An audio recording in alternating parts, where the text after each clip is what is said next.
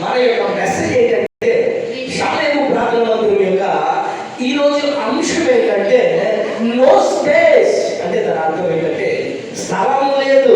ఎక్కడ లేదు? సత్రంలో వారికి స్థలము లేనందున ఎక్కడ పడుకోబెట్టారు? పశువుల తొంటలో. యేసుక్రీస్తు ఈ భూమి మీద జన్మించడానికి ఈ భూమిని సృష్టించిన దేవుడు కలుగు అనే మాట ద్వారా ఈ సృష్టిని కలుగజేసిన అప్పుడు ఆది సముద్రుడు మనిషి కుమారుడుగా ఈ భూమి మీదకి వచ్చి ఎలా ఉండాలో, ఎలా తగ్గించుకోవాలో, ఎలా ప్రేమ కలిగి ఉండాలో, ఎలా బాధ్యతగా ఉండాలో, ఎలాంటి క్రీస్తు ప్రేమను కలిగి ఉండాలో దేవుడి చిత్తాన్ని నెరవేర్చడానికి మనిషి రూపుడుగా ఈ భూమి మీదకి వస్తే సత్రములో వారికి స్థలము లేనందున పశువుల తొట్టెలో వారిని పొందారు. ఇంటిలో లేదు స్థలం, పోయి ఇంటిలో లేకపోతే సత్రం ఉందని పూర్వకాలంలో ఇతరులు ప్రయాణాలు వెళ్తూ ఉన్నప్పుడు వారు పడుకోవడానికి కానీ వారు రెస్ట్ తీసుకోవడానికి కానీ వీధుల పక్కన ఏముండే అంటే సత్రాలు ఉండే. ఆ సత్రంలో కూడా వారికి స్థలం లేదంట. ఎవరో వారిని చేర్చుకోలేదు. నిండు చూవాలు మరియమ్మ తల్లి, నిండు చూలాలు మరియమ్మ తల్లి, నడవలేక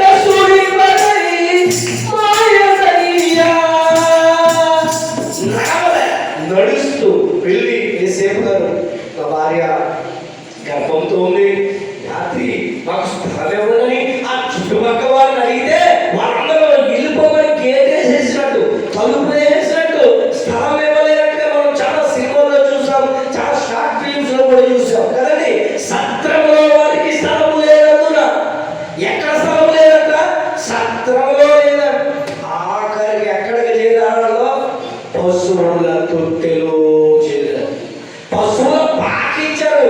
ఎవరో ఒకరు మనసు గారు ఏమన్నారంటే మా ఇంట్లో లేదు కానీ ఇదిగో మా ఇంటి అక్కడ పాకంగా పశువులు కొన్ని రాత్రి అక్కడ ఉన్నదే అని ఇచ్చుంటారు ఎవరో మహానుభావులు గారు కదండి. ఆ పశువుల తొట్టులో, ఆ పశువుల మధ్యలో, మాటలు రాని ఆ పశువుల మధ్యలో యేసుక్రీస్తు ఈ భూమి మీదకి మనిషి కుమారుడిగా జన్మించాడు. దేవుని నామానికి మహిమ కలుగునుగాక.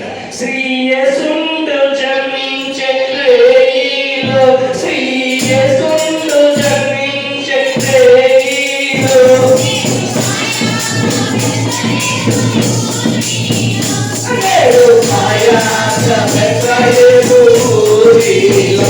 యేసు ప్రభు ఆ బెత్లెహేము అనే ఊరిలో పశువుల పాకలో తొట్టెలో జన్మించాడు. దేవుడి నామానికి మహిమ కలుగునుగాక. ఏమంటే ఈ రోజుల్లో మన పిల్లలు పుడితే అస్సలు కేక్ లేకుండా, బట్టలు లేకుండా, డెకరేషన్ లేకుండా పుట్టినరోజు ఫంక్షన్ చేస్తామా? చెయ్యరు.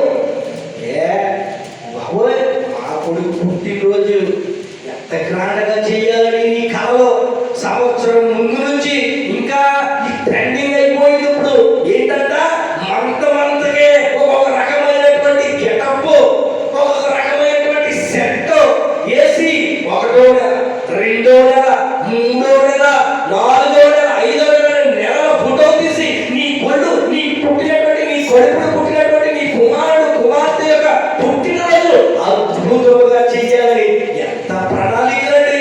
దేవుడి నామానికి మహిమ కలుగుతుంది. నేను కూడా నా యొక్క వన్ అండ్ ఓన్లీ నా కూతురు పుట్టినరోజు కూడా నేను 12 సంవత్సరాలు అలాగే చేశాను. మంత్లీ చేస్తాను కదా ఈ అడవికి, నేను ఇయర్లీ చేశాను. ఒక్కొక్క సంవత్సరం ఒక్కొక్క కేట.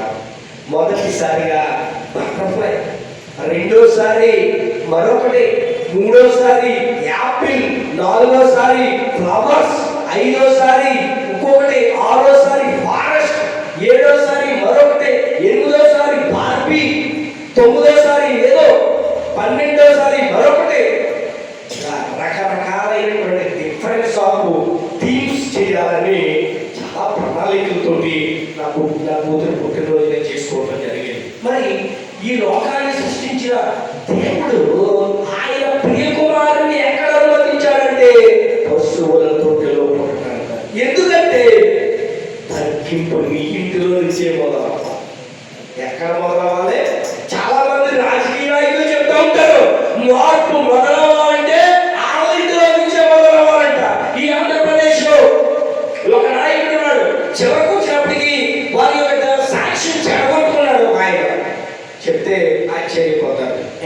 రామారావు గారు. ఎవరండి? ఎన్టీ రామారావు గారు. ఈ ఆంధ్ర రాష్ట్రానికి ముఖ్యమంత్రి చేసినటువంటి ఒక సినిమా నటుడు ఒక మహోత్తరమైనటువంటి ఈ కార్యక్రమాన్ని ఈ ఆంధ్రప్రదేశ్ లో అమలు చేస్తాడు. అదేంటో తెలుసా? ఆస్తిలో హక్కు ఆడపిల్లలు కూడా ఇవ్వడం మొదలుపెట్టినటువంటి మొట్టమొదటి వ్యక్తి శ్రీమతి శ్రీ ఎన్టీ రామారావు గారు. వారికి ఉన్నటువంటి ఆస్తిని వారి కుమారులతో పాటు వారి కుమార్తెలు కూడా ఇచ్చాడు. ఆయన అంటాడు, ఈ మార్పు నా ఇంట్లో నుంచే ప్రారంభం అవ్వాలని వాళ్ళ కుమార్తెలందరికీ కూడా ఆస్తిలో హక్కులు చట్టం కల్పించాడు. దేవుని నామానికి మహిమ కలుగును. అలాంటి ఎక్కడైతే ఈ యొక్క ఒక ఒక వేవ్ తీసుకురావాలంటే అది ఇంట్లో నుంచే మొదలవ్వాలి మార్పు. అలాగే దేవుడు కూడా 2000 సంవత్సరాలకు ముందే తగ్గింపును చూపించాలని ఆయన ప్రియ కుమారుడైనటువంటి యేసుక్రీస్తును పశువుల తొట్టులు పుట్టడానికి ఆయన అనుమతించాడు. పరిశుద్ధమైనటువంటి కన్య మరియ గర్భము. దేవుని నామానికి మహిమ కలుగును. మార్పు మొదలవ్వాలి. ఎక్కడి నుంచి? యేసుక్రీస్తు పుట్టిన కాడి నుంచి మొదలైంది. అదే క్రీస్తు పూర్వము. ఇప్పుడు అంటారు కొంతమంది చించగాళ్ళు, చదువులాంటి సన్నాసులు వాళ్ళు అంటా ఉన్నారు క్రీస్తు పూర్వం ఏంటి, క్రీస్తు సగం ఏంటని అంటున్నారు. ఆయన నీ చదువుకుంటూ రాకపోతే నీకు తెలియదు, చరిత్ర రాకపోతే నీకు తెలియదు. అదే భారతదేశమే కాదు ప్రపంచమంతా కూడా క్రీస్తు సగం క్రీస్తు పూర్వం అని విభజించి మాట్లాడుతూ ఉన్నాయి. నీకు పైచి ఎక్కువైపోయి నీ కన్నులకు మతం అందుకొని యేసుక్రీస్తును అనుమతించగా ఆయనతో పోల్చడం కావాలి అని కొంతమంది ఏం చేస్తా ఉన్నారంటే దీన్ని ఒప్పుకోవట్లేదు. నువ్వు ఒప్పుకోవట్లేదంటే చరిత్రలో లేకపోవట్లేదు. దేవుని నామానికి మహిమ కలుగును గాక. ఈరోజు ప్రపంచ దేశాల్లో అన్ని దేశాల్లో జరగబడుతున్నటువంటి ఏకైక పండుగ ఏదైనా ఉన్నదంటే అది ఒక్క క్రిస్మస్ మాత్రమే. ఎందుకంటే ఆయన ఈ లోక రక్షకుడు కాబట్టి. దేవుని నామానికి మహిమ కలుగును గాక. ఆయన ఇక్కడ పుట్టడానికి ఏం జరిగిందంటే సత్రంలో వారికి స్థానం ఉంది. చూద్దాం మత్తయి సువార్త 10వ అధ్యాయం, మత్తయి సువార్త, లూకా సువార్త 2వ అధ్యాయం, లూకా సువార్త 2వ అధ్యాయం 7వ వచనం. ఒక్క నిమిషం. మత్తయి లూకా సువార్త 2వ అధ్యాయం, లూకా సువార్త 2వ అధ్యాయం 7వ వచనం చదవండి. తన తొలిచూలు కుమారుని కని భక్తి గుండెలతో చుట్టి సత్రములో వారికి స్థలము లేనందున ఆయనను పశువుల తొట్టెలో పరుండబెట్టారు. ఎక్కడ పరుండబెట్టాడంట? పశువుల తొట్టెలో. ఎక్కడ స్థలం లేదు. ఎందుకని?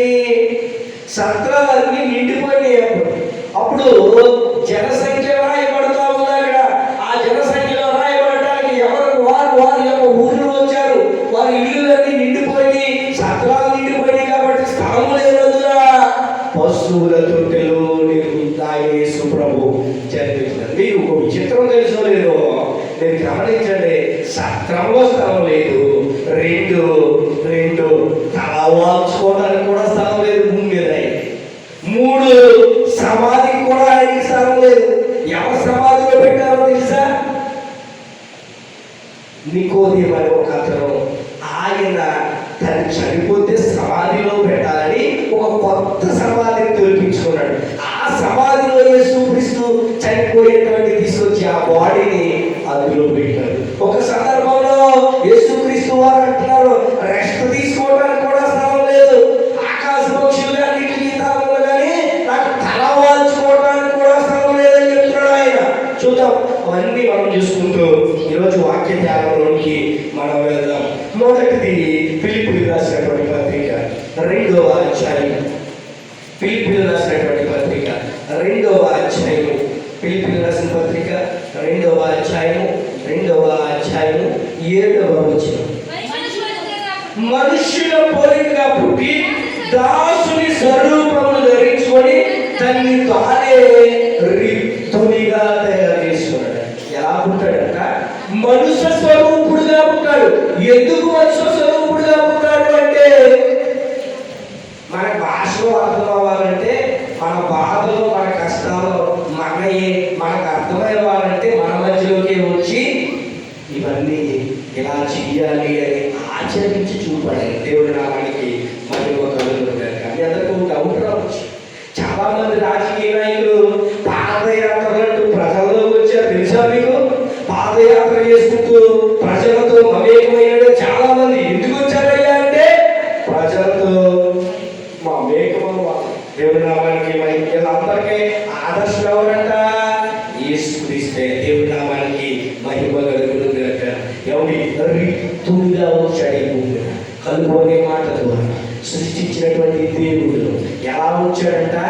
ఏమి చెయ్యలేని స్థితిలో రిక్తుడిగా, మారు మాట్లాడలేదు, ఎదురు మాట్లాడలేదు, బొచ్చుగా తిరిగి వాడి ఎదుట గొర్రె మౌనముగా ఉండినట్లు, గెడ్డం పెరుగు వేయి వాడికి తన మొఖాన్ని అప్పచెప్పినట్లుగా ఆయన ఈ భూమి మీద రిక్తుడిగా మారిపోయాడు. ఎందుకంటే నిన్ను నన్ను విమోచించాలి, నిన్ను నన్ను సత్యంలోనికి నడిపించాలని, యేసు రక్తము ద్వారా మనమందరం కూడా పవిత్రులుగా మారాలని ఆయనే తన ప్రాణాన్ని ఇచ్చి ఆయన స్వరక్తం నుంచి మనల్ని విడిపించాలి. దేవుడి నామానికి మహిమ కలుగునుగాక.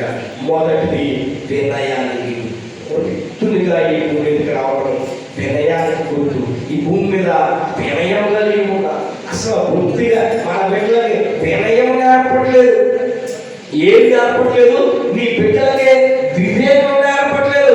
నీ బిడ్డలకి తగ్గి ఉండడం నేర్పట్లేదు. చిన్నప్పుడు ఎవరైనా పెద్దోడిని ఏడాలతో నీ పిల్లలు నువ్వు తెగడవులు, మావయ్యని ఏడాలని పిలుస్తూ ఉంటారు, బంధువులైనోడిని ఏడాలని పిలుస్తూ ఉంటారు, ముసలోని తిట్టిస్తూ ఉంటారు. ఇది నీ పిల్లలకు నువ్వు నేర్పుతూ ఉంటే వినయం ఎలా వస్తుంది అని అడుగుతూ ఉంటాను. నేను నా కూతురు మనీషా ఒక్కొక్కసారి వారు మావయ్య ఉంటారు, వాళ్ళని ఏడమావయ్య అంటారు. నేను అన్నాను తోడు తీసేస్తాను వాళ్ళు ఒక్కొక్కసారి ఏమన్నాను మావయ్య ఎరై మావయ్య.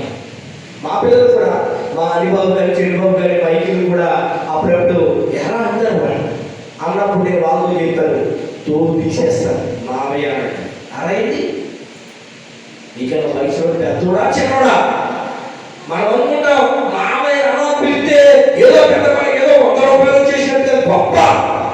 నీ పిల్లలకి చిన్నప్పటి నుంచే ఎథిక్స్ నేర్పాలి, వినయం నేర్పాలి, తగ్గింపు నేర్పాలి. ఏం లేదు అలా అంటే మనకి ఆనందం. బూతులు తిరుగుతుంటే ఆనందపడిపోతూ ఉంటాం. ఓకే మాటలు మాట్లాడుతూ ఉంటే సినిమా మాటలు తగ్గేది లేదని ఆడంటే ఒక కప్పుడా ఒక్క ఎవరి పిల్లలకి కదా. మా ఒడిగుడు ఎంత బాగా చెప్తున్నాడు. ఆ సినిమాలో హీరో అన్నట్టు నువ్వు మురిసిపోతా ఉన్నావు. రేపొద్దున పోలీస్ స్టేషన్లో ఉంటే అప్పుడు తెలుస్తుంది నీకు.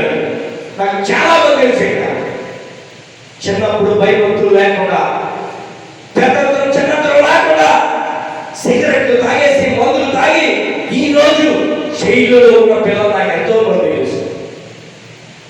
ఏం నేర్పుతున్నావు మన పిల్లలకి? వినయం ఎక్కడ వస్తా ఉంది? విజయ్ ఎక్కడ నేర్పుతున్నావు నీకు? అని యేసుక్రీస్తు చూపిన ఈ మాదిరి మీ పిల్లలకి ఎందుకు నేర్పుతున్నాడు? ఎంతకాలం నుంచో ప్రార్థన చేస్తే సరిపోతా? ఎన్ని క్రిస్మస్లో ప్రసంగాలు ఉంటే సరిపోతా? మీ పిల్లలకి విజయ్ ఎక్కడ నేర్పుతున్నావు అని అడుగుతున్నాడు. దేవుడి నామానికి మహిమ కలుగుతుంది. యేసుక్రీస్తు ఈ భూమి మీదకి రిక్తుడిగా వచ్చాడండి. ఒక సందర్భంలో ఆయన అంటాడు యేసుక్రీస్తుని పట్టుకోవడానికి వచ్చినప్పుడు ఎవరో వచ్చి పట్టుకుంటా ఉంటాడు. పట్టణంలో ఖడ్గం తీసి ఆ పట్టణం చెవి దగ్గరే నా తండ్రిని నేను వేడుకుంటే గొప్ప సైన్యం వచ్చిన ఆదుకోలేదు అనుకున్నావా? కానీ నీతి ఎవరు ఇప్పటికి ఇలా కాలేము అని పలుకుతావు. ఏంటయ్యా అంటే చచ్చిపోవడానికే వచ్చారా అని చెప్తున్నాడు ఆయన. నిన్ను నన్ను వెలిగించాలని ఆయన ఆరిపోయాడంటే, నిన్ను నన్ను వెలిగించాలి ఆయనలో, నిన్ను నన్ను మమేకం చేయాలి తండ్రితోటి. అందుకనే ఆయన అంతమైపోవడానికి సిద్ధపడ్డాడు. దేవుడి నామానికి మహిమ కలుగుతుంది. మొదటిది వినయానికి గుర్తు. ఏమిటి? వినయ భావము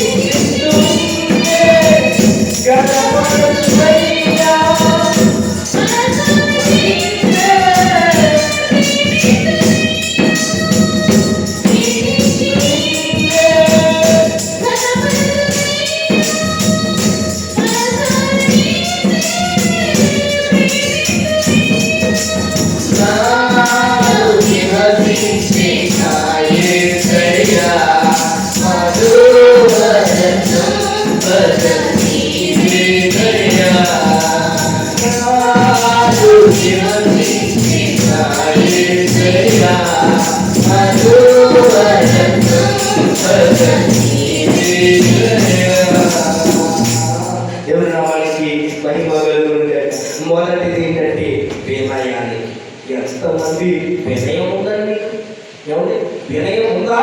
వినయ భావము ఘనతకు కారణమంట. నువ్వు ఈరోజు అనుకోవచ్చు, నా జీవితంలో ఏమొచ్చిందండి, నా ఘనత ఏం జరిగిందండి, నాకు మేలు. నువ్వు వినయంగా లేవు కాబట్టి నీకు ఘనత రావట్లేదు. దేవుడి నామానికి మహిమ. ఇదిగో బైబిల్ కాదు సెలవిస్తా ఉంది, తను తాను తగ్గించుకునేవాడు హెచ్చించుకోడంట. వినయ భావము ఘనతకు బలమంట. దేవుడి నామానికి మహిమ కలుగు. నువ్వు తగ్గించుకో, దేవుడు నిన్ను తగిన సమయం ముందు హెచ్చించబోతావు. దేవుడి నామానికి మహిమ కలుగుతుంది.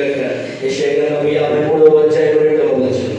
యెషయా గ్రంథము 53వ అధ్యాయం 2వ వచనం.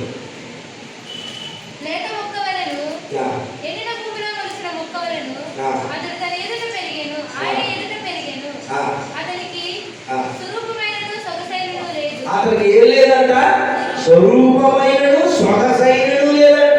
మనతోటే ఈ మొక్కల వలె, ఈ మొక్కల మధ్య మనతోటే పెరిగాడు. ఎందుకంటే మనతో మమేకం అవ్వాలని, మన మధ్యలో నివసించాడు. మనం ఎలా తిన్నామో, మనం ఎలా పడుకున్నామో, మనం ఎలా ఈ భూమి మీద నడిచామో, ఆయన కూడా ఈ భూమి మీద అలాగే నడిచాడు. ఎందుకయ్యా అంటే నిన్ను నన్ను మమేకం చేయాలి. దేవుడి నామానికి మహిమ కలుగునుగాక. ఇంకా చూస్తే చూద్దాం. యోహాను సువార్త ఎఫెసీయులకు రాసిన పత్రిక 3వ అధ్యాయం. ఎఫెసీయులకు రాసిన పత్రిక 3వ అధ్యాయం. ఎఫెసీయులకు రాసిన పత్రిక 3వ అధ్యాయం. ఇందాక మనం చదివింది ప్రవచనాన్ని నెరవేర్చడానికి. 20 కీర్తనలు 22వ చూడండి. 20వ సంకీర్తన 6వ వచనం. 22వ సంకీర్తన 6వ వచనం. నేను నరుడను కాదు, నేను పురుగును, నరుల చేత నిందింపబడిన వాడు, ప్రజల చేత తృణీకరింపబడిన వాడు. ఇది ప్రవచన నెరవేరు. దేవుడి నామానికి మహిమ కలుగునుగాక. ఆయన వచ్చి ప్రజలందరినీ విముక్తిని చేస్తాడని, ఆయన నరకొట్టబడతాడని, ఆయన చనిపోతాడని, ఆయన అయితే మనకు రక్షణ కలుగుతుందని, తిరిగి 3వ దినాన లేస్తాడని. ఇది ఏంటయ్యా అంటే ప్రవచనాన్ని నెరవేర్చడానికి. దేవుడి నామానికి మహిమ కలుగునుగాక. ఎఫెసీయులకు రాసిన పత్రిక 3వ అధ్యాయం. ఎఫెసీయులకు రాసిన పత్రిక 3వ అధ్యాయం. ఎఫెసీయులకు రాసిన పత్రిక 3వ అధ్యాయం 17వ వచనం.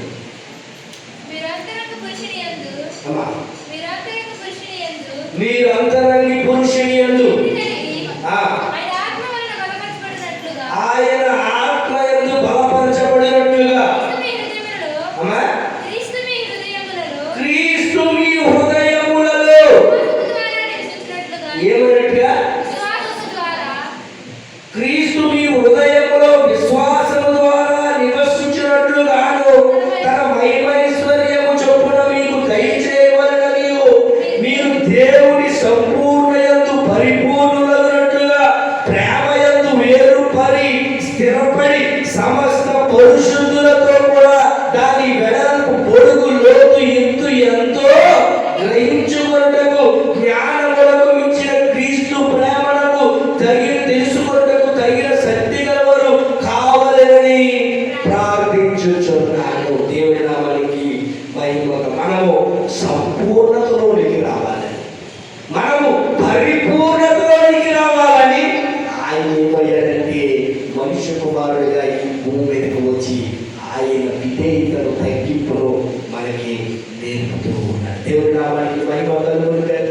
ప్రతి క్రిస్మస్లో కానీ, ప్రతి క్రైస్తవ ప్రార్థనా మందిరంలో కానీ ఎక్కువగా బోధించవలసింది ఏంటయ్యా అంటే మనమందరము పరిపూర్ణులు అవ్వాలి. దేవుడి నామానికి మహిమ కలుగునుగాక. మనమందరము సంపూర్ణులు అవ్వాలి. సంపూర్ణత ఎలా వస్తుంది, పరిపూర్ణత ఎలా వస్తుంది అంటే నీకున్న దాంట్లో ఇతరులకు ఇవ్వడం ద్వారా నువ్వేమవుతావంటే పరిపూర్ణతను పొందుతావు. దేవుడి నామానికి మహిమ కలుగునుగాక. ఎవరి నిన్ను వదే నీ పొరుగు వారిని ప్రేమించడం అంటే ఏంటి? నిన్ను ఉన్నదాన్ని, నీ కలిగి ఉన్నదాన్ని ఇతరులకు ఇస్తే నువ్వు ఎదురుతో సంపూర్ణ సిద్ధిని పొందుతావు. అంతేగాని ఇతరుల మీద జోకులు, ఇతరుల మీద జలాకోలాలు, వాళ్ళు బాధపడుతుంటే నువ్వు నవ్వుకుంటే నువ్వు సంపూర్ణత సాధించవు. నువ్వు ఒక పోకిరి దృష్టిలో మారిపోతావు. దేవుడు నామానికి మహిమ కలుగుతుందిగా. నువ్వు సైకో అనుకుంటారు. ఒకటి నువ్వేం చేయాలంటే చెయ్యగలిగిన స్థితిలో ఉండి చెయ్యకపోవడం తప్పని బైబిల్ గ్రంథం చదివిస్తూ ఉంది. కాబట్టి రెండంగిలు ఉంటే ఒక అంగీని వాళ్ళని ఇవ్వకపోతేనే వాళ్ళ మత స్వార్థం చదవం. ఎవడైనా నీ అంగీని తీసుకోవాలని కోరిన ఎడలా నీ పైవంతం కూడా ఇచ్చేయాలి. ఎంత కష్టమేది. మన అంగీ తీసుకెళ్తుంటే తీసుకుంటే నీ అంగీ కనుక తీసుకుంటే నువ్వేం చేయాలంట, నీ పై వస్తువులు కూడా ఇచ్చేయాలంట. చాలా కష్టమే కదా. యేసుక్రీస్తు మాటలు చెప్పిన మాటలు చాలా కష్టంగా ఉన్నాయి. ఒక చెంప కొడితే రెండో చెంప కూడా చూపాలి. నిజమే, కష్టమే. మరి అయితే నువ్వు పరిపూర్ణత పొందాలంటే ఒక చెంప కొడితే రెండో చెంప. నువ్వు వస్త్రాన్ని తీసుకుంటే పై వస్త్రాన్ని కూడా ఇచ్చేయాలి. నిన్ను ఎవరైనా మిమ్మల్ని హింసించినప్పుడు, మిమ్మల్ని హింసించినప్పుడు, బాధ పెట్టినప్పుడు నేను ఏం చేయాలంటే దీవించాలి. ఎవరైనా వచ్చి నువ్వు నాశనం అయిపోవాలనుకో నీ మొక్క మీద, సరే నువ్వు అయితే దీవించబడు అని అనగా అది పరిపూర్ణత. దేవుడు నామానికి పరిపూర్ణత. పరిపూర్ణత ఇదండి క్రీస్తు చూపిన మాదిరి. దేవుడు నామానికి పరిపూర్ణత. ఎక్కడైపోతావు? ఎంతసేపు ఏం జరుగుతూ ఉందంటే పోటీ. ఏదో వాళ్ళు అలా చేశారు, మనం ఎలా చేయాలి తప్ప తగ్గింపాలని జీవితాల్లో లేదని. కానీ యేసుక్రీస్తు ఈ భూమి మీదకి ఎందుకు వచ్చాడంటే తగ్గించుకోవడానికి వచ్చాడు. మనం ఇంకా వెళ్ళిపోదాం, వాక్య ధ్యానంలో వెళ్ళిపోదాం. ప్రకటన గ్రంథము నీ హృదయంలో జన్మించడానికి వచ్చాడు. యోహాను సువార్త 1:12 ఉంటుంది. ఏంటది? నీ హృదయంలో జన్మించాడు. యోహాను సువార్త 1:12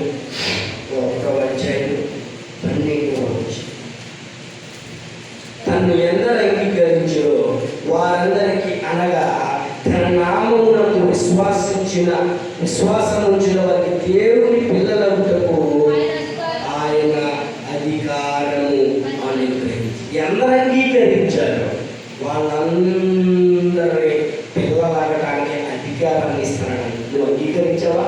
క్రీస్తు యేసునామాన్ని ఒప్పుకున్నావా? యేసే నా కోసం చనిపోయాడని ఒప్పుకుంటావా? ఆయనే నా కోసం నరకబడ్డాడు, నా కోసం సిలువ వేయబడ్డాడు, నా కోసం ఈ భూమి మీదకి వచ్చాడు, నన్ను విమోచించాలని ఎంతమంది నోట్లో ఒప్పుకున్నారు? ఒప్పుకున్న వారు దీవించబడుతున్నారు. చంద్రమాల ఇంకా చూస్తే ప్రకటన గ్రంథం 3:20 ప్రకటన గ్రంథం 3:20 ప్రకటన గ్రంథం 3:20 ప్రకటన 3:20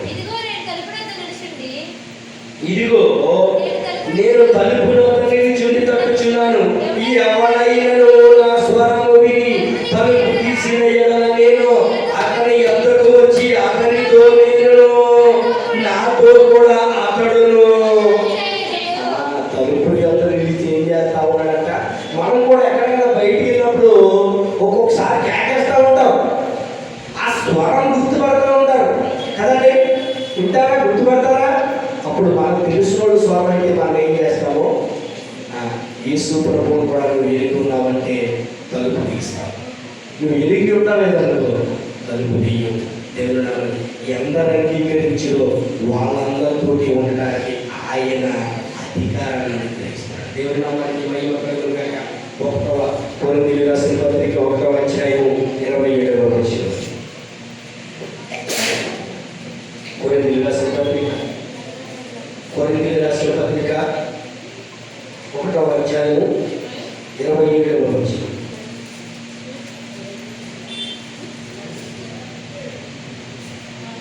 రెండవ కోరింది చూడండి. 2వ కోరింది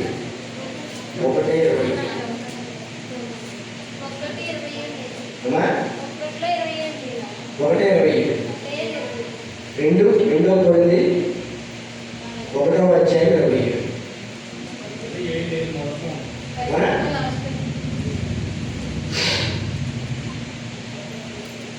కొరింథీయులకు రాసిన పత్రిక 1:27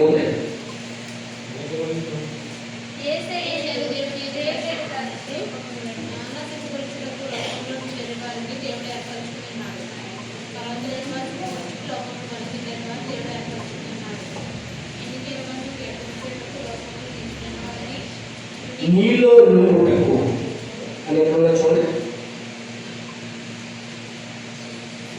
ఆయన సత్రంలో ఎందుకు స్థానం లేదంటే నీలో ఉండడానికి. దేవుని నామానికి మహిమ కలుగును. చూద్దాం, నేను రిఫరెన్స్ పెడతాను.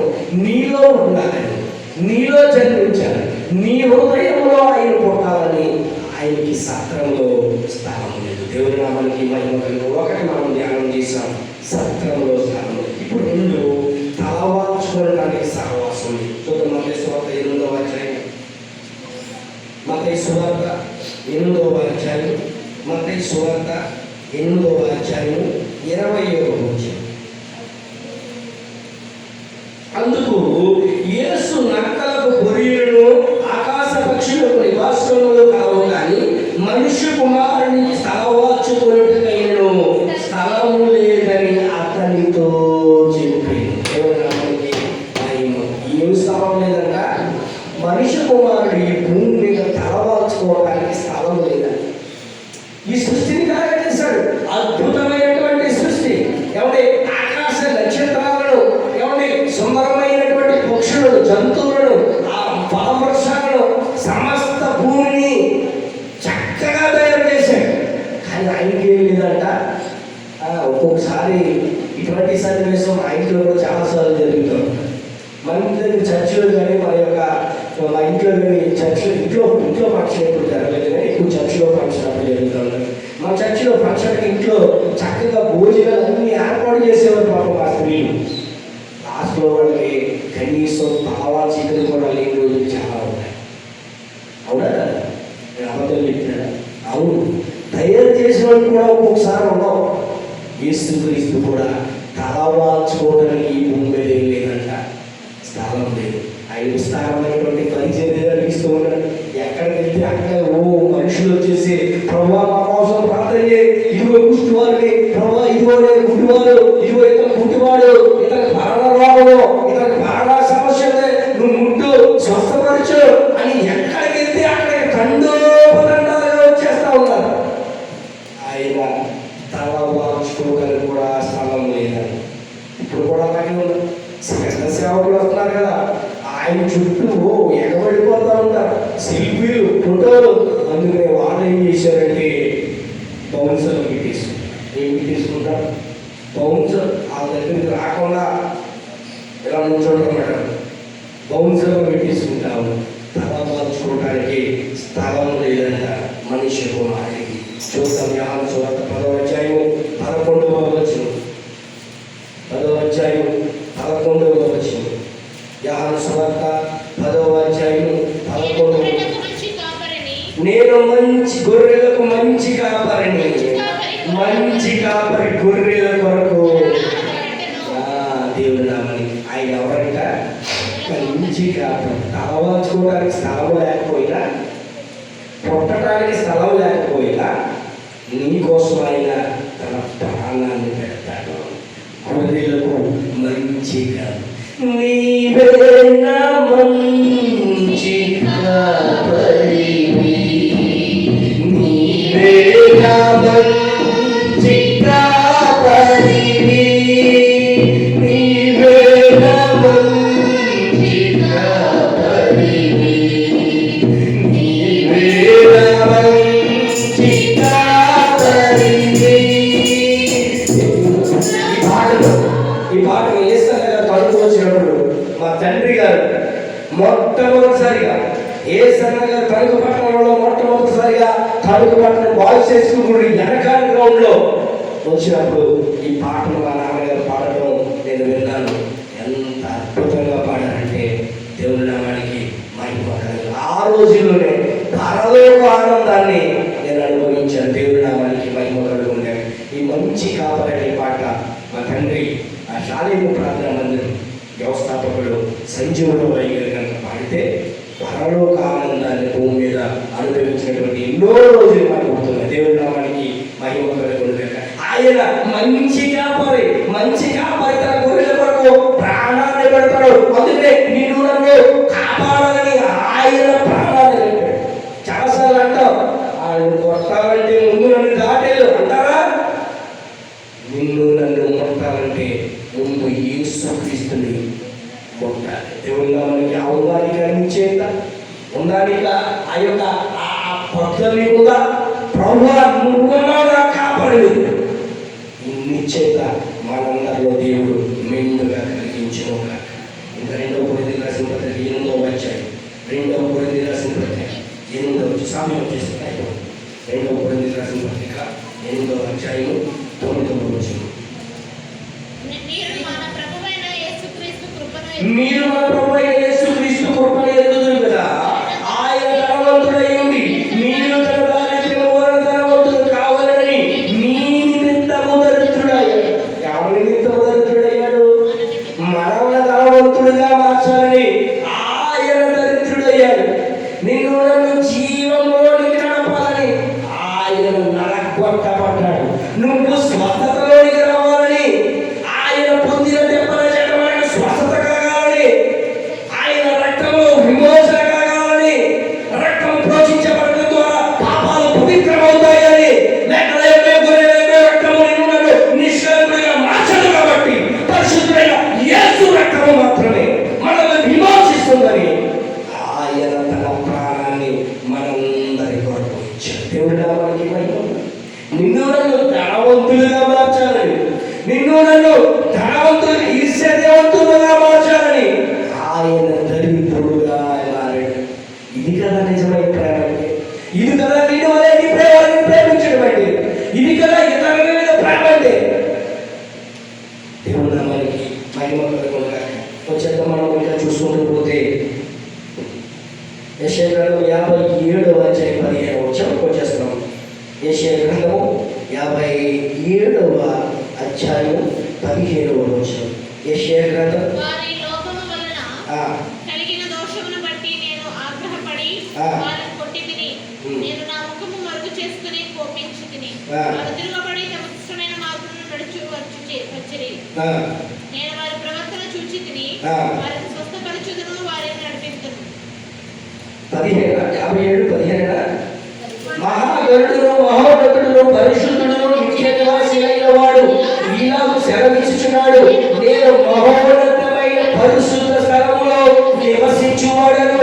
అయినను వినయము గల వారి ప్రాణములు ఉజ్జీవింపజేయుటకు, నలిగిన వారి ప్రాణములు ఉజ్జీవింపజేయుటకు, వినయము గల వారి వద్దకు, దీన మనసు గల వారి వద్దకు నివసించుచున్నాను. ఎవరితో నివసిస్తాడంట దేవుడు? ఎవరితోటి? డబ్బులు నవ్వుతోట, క్రిస్మస్ లో సారెట్టుకు నవ్వుతోట, లేకపోతే క్రిస్మస్ లో చేస్తున్న వాళ్ళతోట, లేకపోతే గొప్ప గొప్ప దాన ధర్మాలు చేస్తున్న వాళ్ళతోట, లేకపోతే రంగురంగుల చీరలతో కొనుక్కుంటున్న వాళ్ళతోట, కాస్ట్లీ ఫోన్ వాడుతున్న వాళ్ళతో దేవుడు సహవాసం చేస్తాడా? అరే బైబిల్ గ్రంథం సెలవిస్తా ఉంది. చాలా చక్కగా వివరంగా విపులంగా చెప్పాడు. ఎవరితో అంటే వినయ భావం గలవారితో. దేవుడి నామానికి మహిమ కలుగునుగాక. చాలా చక్కగా ఉంది అక్కడ. ఏమనంట? నేను మహోన్నతమైన పరిశుద్ధ స్థలములో నివసించువాడను. అయినను ఏమంట? అయినను వినయము గల వారి ప్రాణములను ఉజ్జీవింపజేయడానికి, నలిగిన వారి ప్రాణములను ఉజ్జీవింపజేయడానికి, వినయము గల వారి యొద్దకు, దీన మనస్సు గల వారి యొద్ద. వినయంగా ఉంటే దేవుడు నీతో ఉంటాడు. దీన మనస్సు అనే వస్త్రాన్ని ధరించుకుంటే దేవుడు నీతో. నువ్వు ఎంతసేపు ఆ తగ్గేదే లేదే అన్న వ్యాపదే తప్ప నేను తగ్గించుకుంటానని మాత్రం నువ్వు ఎప్పుడు అను. ఏమండి మిమ్మల్ని అందరినీ ప్రాధేయపడి అడుగుతాం. నేను కూడా చూస్తూ ఉన్నానండి. నేను కూడా ఈ మధ్య చాలా క్రిస్మస్కి వెళ్తూ ఉన్నాను. పగల మాత్రమే పాల్గొంటానని నాకు ఇంట్లో అనుమతులు లభించాయి. ఎప్పుడు లేదు నా జీవితంలో ఈ మధ్యకాలంలో అనుమతులు నాకు రావట్లేదు. అవునండి, క్రిస్మస్ మీటింగ్లకి అనుమతులు రావట్లేదు అన్నది ఎలాగో ఈ మధ్య నేను కూడా మీటింగ్కి వెళ్తాను, అనుమతులు ఇవ్వట్లేదు మా ఇంట్లో కదా. ఎప్పుడు లేనిది మా తమ్ముడు అర్జున్ కూడా నా మీద సీరియస్ అయ్యాడు. నేను ఎప్పుడు చూడలేదు, ఫస్ట్ టైం. మా తమ్ముడు ఎప్పుడు నాకు ఎదురు నిలబడ్డానని అనుకున్నాను, కానీ ఆ మమ్మీ మధ్య చాలా గట్టిగా చెప్పాడు. ఇక నైట్ బాగానే అని క్రిస్మస్కి వెళ్ళొద్దని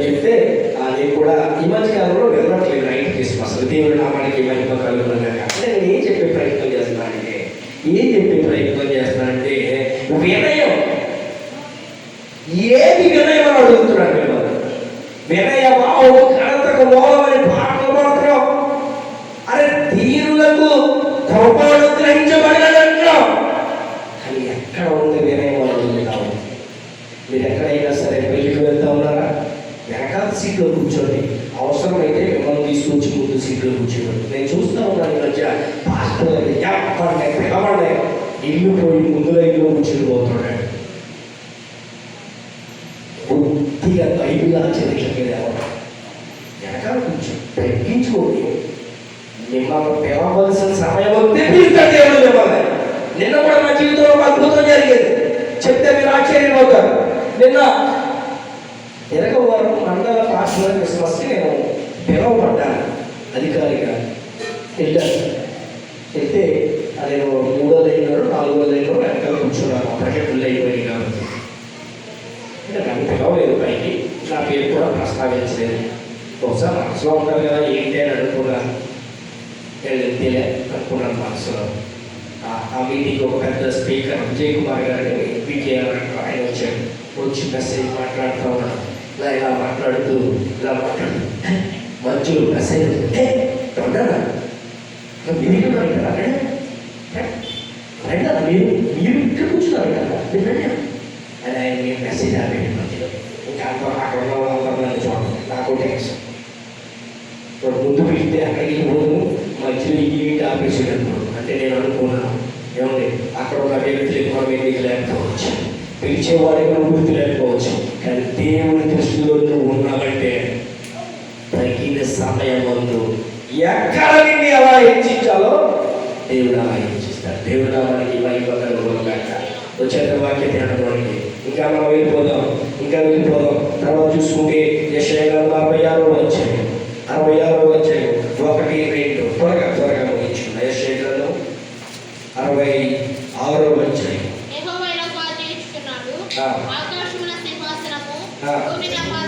భూమి నా పాదపీఠం నాకు విశ్రమ స్థానంలో మీరు కట్టను ఉద్దేశించి ఏర్పాటిది. అవన్నీ నా హస్తకృత్యములకి నా వలన కలిగినవి యెహోవా సెలవిచ్చుచున్నాడు.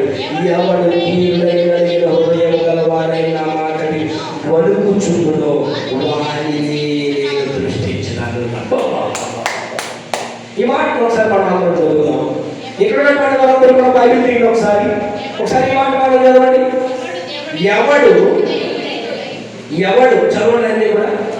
ఎవడు దీనుడై నలిగిన హృదయము గలవాడైన మాట విని వణుకుచుండునో వానినే నేను దృష్టించుచున్నాను. దేవుడంటే ఒక భయం ఉండాలి, ఒక భక్తి ఉండాలి. కాబట్టి 10ంటికి ప్రార్థన బట్టే ఇంకా 10ంటికి ఇంటి దగ్గర ఉన్నవాడు చాలా మంది ఉన్నారు. ఈ ప్రార్థన ఇదా వినయం అంటే, ఇదా అనుకు అంటే, ఇదేనా వినయభావం అంటే వచ్చేద్దాం. దేవుడు నామానికి మహిమ కలుగుతుంది. చివరికి వచ్చేసాము. మత్తయి సువార్త 27వ అధ్యాయము. మత్తయి సువార్త 27వ అధ్యాయము 59, 60.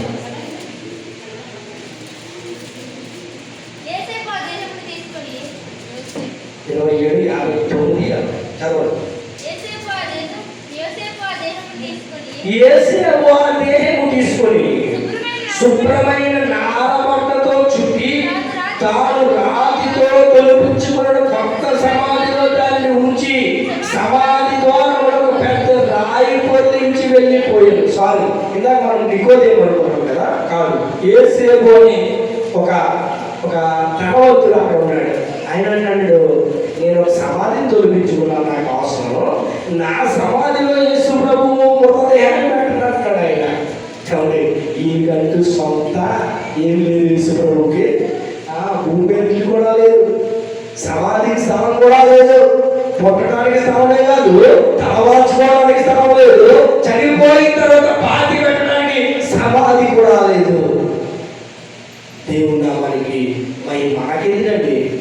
ఏమంటే చనిపోయిన తర్వాత సమాధి మీద పేర్లు, సమాధులు, గ్రానైట్లు, మార్బుల్స్, అంతస్తులు ఇది వాక్యమా? ఇది క్రమమా అని బైబిల్ గ్రంథం సాగిస్తూ ఉంది. మృతులు పాలు పెట్టుకోవడం, నువ్వు వచ్చి వెంబడించు అని ఇక్కడ ఆయన లేడు. ఎందుకు ఎదుగుతున్నాడు అని బైబిల్ గ్రంథం సాగిస్తూ ఉంది. నిజంగా మీరు చెప్తే రామరండి, మా తండ్రికి ఎవరు చనిపోయారు సేవకులు, మా తమ్ముడు భరత్ కుమార్ గారు సేవకులు కూడా చనిపోయారు. కానీ ఇప్పుడు కూడా సమాధి కట్టలేదు. దేవుడు నామానికి కట్టలేమంటారా? కట్టలేవా? ఇక్కడ కూర్చొని కూడా కట్టించేయగలను. అయితే మా నాన్నగారు చెప్పారు, సమాధిలో ఈ క్రమంగా చెప్పాడు. ఇంకో మాట చెప్పరా, ఇంకో మాట చెప్పరా. ఒకరోజు ఒక సన్నివేశం నాకు బాగా గుర్తుంది. మా అమ్మమ్మ చనిపోయింది. మా అమ్మమ్మ చనిపోయిన తర్వాత మా అమ్మమ్మ గారి సమాధి కార్యక్రమం చేయడానికి మేము సమాధికి వెళ్ళాం. సమాధికి వెళ్ళిన తర్వాత అక్కడ అన్ని కార్యక్రమాలు జరుగుతూ ఉంటే నేను అన్నాను, అంటే భరత్ బాబు నాన్నగారు చనిపోయిన తర్వాత సమాధికి అప్పుడే వచ్చాడు మొట్టమొదటిసారిగా. ఎక్కడ పెట్టారో నాన్నగారి సమాధి భరత్ బాబు తమ్ముడికి తెలియదు. నేను ఒక సత్యం చేస్తున్నటువంటి దండను ఆపమని నేను అన్నాను, అరే నాన్న బాబు, నేను ఎప్పుడు భరత్ని మా నాన్నగారు చనిపోయిన తర్వాత నేను ఎప్పుడు కూడా భరత్ని బాబు తమ్ముడు అని పిలవాలి, నేను నాన్ననే పిలిచేవాడిని అని. ఇప్పుడు కూడా మా తమ్ముడు అన్నదమ్ముడు ఎవరైనా సరే నేను అందరినీ మా నాన్ననే పిలుస్తాను. నాన్న తమ్ముడు అనేవాడిని నాన్న అని పిలవాలని నాకు ఒక మంచి అలవాటుగా మారింది. అప్పుడు నేను భరత్ నాన్న సమాధి లేదా అన్నయ్య అన్నాను. అంటే అన్నాడు, నేను ఏంటన్నా అక్కడ ఉన్నవాళ్ళు అందరూ అనుకోవచ్చు, నేను కూడా అనుకున్నాను వీడి పెద్ద కొట్టు అనుకున్నాను. తర్వాత మా నాన్నక్క నీళ్ళు దేవుడు నామానికి మహిమగాక, మా నాన్న సమాధిలో లేడు. అది ఆ నమ్మకం నీకుందా? ఆ నమ్మకం మీ పితరులు ఎక్కడున్నా ఉందా? మీకు ఈ నిశ్చత మీరు కలుస్తారా? రాబోతున్నటువంటి యేసు రెండవ రాకడలో మన పితరులను నేను కలుస్తానని ఎంతమంది చెప్తారండి? ఈ నిరీక్షణ మనకుందా? ఈ నిరీక్షణ నన్ను సిగ్గుపరచదు, ఈ నిరీక్షణ నన్ను సిగ్గుపరచదు, ఈ నిరీక్షణ నన్ను సిగ్గుపరచదు, ఈ నిరీక్షణ నన్ను సిగ్గుపరచదు.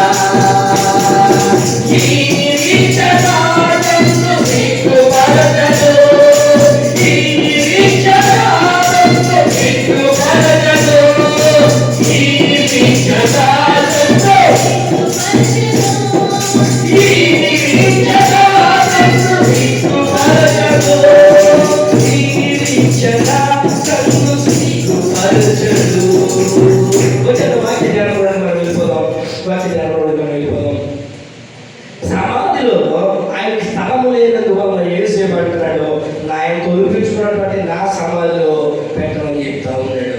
యెషయా 53 వచ్చాను. మత్తయి సువార్త 27:57 చూడండి. 27:57. యేసు శిష్యుడిగా ఉన్న అరిమత యేసేపు అని ఒక ధనవంతుడు సాయంకాలం వచ్చి, అతని పేరు ఏంటంటే అరిమత యేసేపు.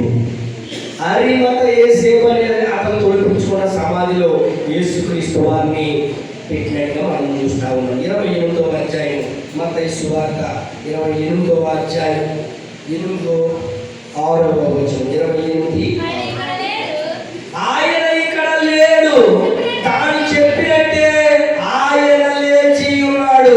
రండి, ప్రభువు పండుకున్న స్థలమును చూచి త్వరగా వెళ్ళి ఆయన మృతులలో నుండి లేచి ఉన్నాడని ఆయన శిష్యులకు తెలియజేయండి. అక్కడ అందరూ ఆయన ఏం చేశారంట? లేడు. ఎక్కడ? ఎందుకు లేడు? లేచినాడురా సమాధిలోనుండి.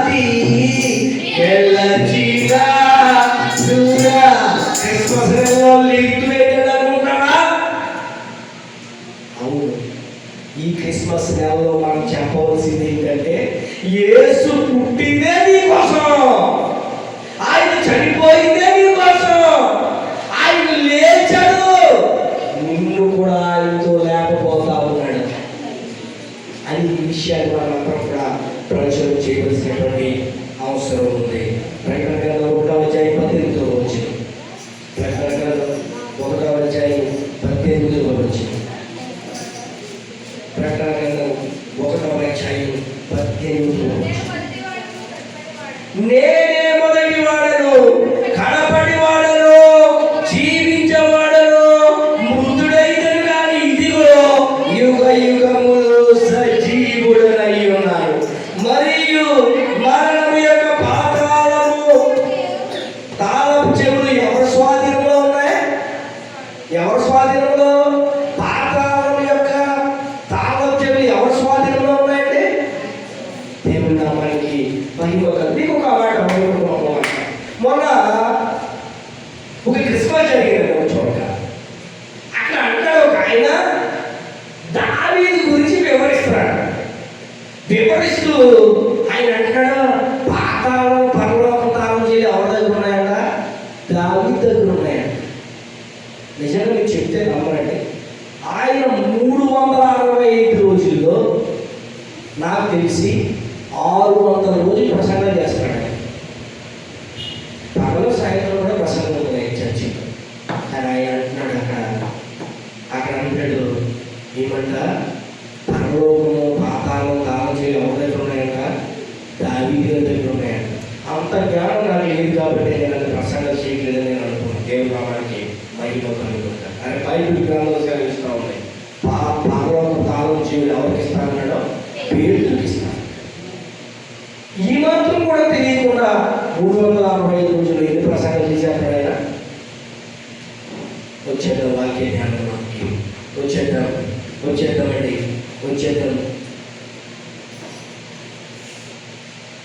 లాస్ట్ కొలస్సీయులకు రాసిన పత్రిక 2వ అధ్యాయం 9వ వచనాన్ని చూసి మనం ముగించుకున్నాం. కొలస్సీయులకు రాసిన పత్రిక 2వ అధ్యాయం 2వ అధ్యాయం 9వ వచనం. ఏలయనగా దైవత్వము యొక్క సర్వ పరిపూర్ణత శరీరముగా క్రీస్తునందు నివసించుచున్నది. పరిపూర్ణత ఎవరు యందు ఉన్నదే? క్రీస్తునందు. నువ్వు పరిపూర్ణుడు అవ్వాలంటే ఏమో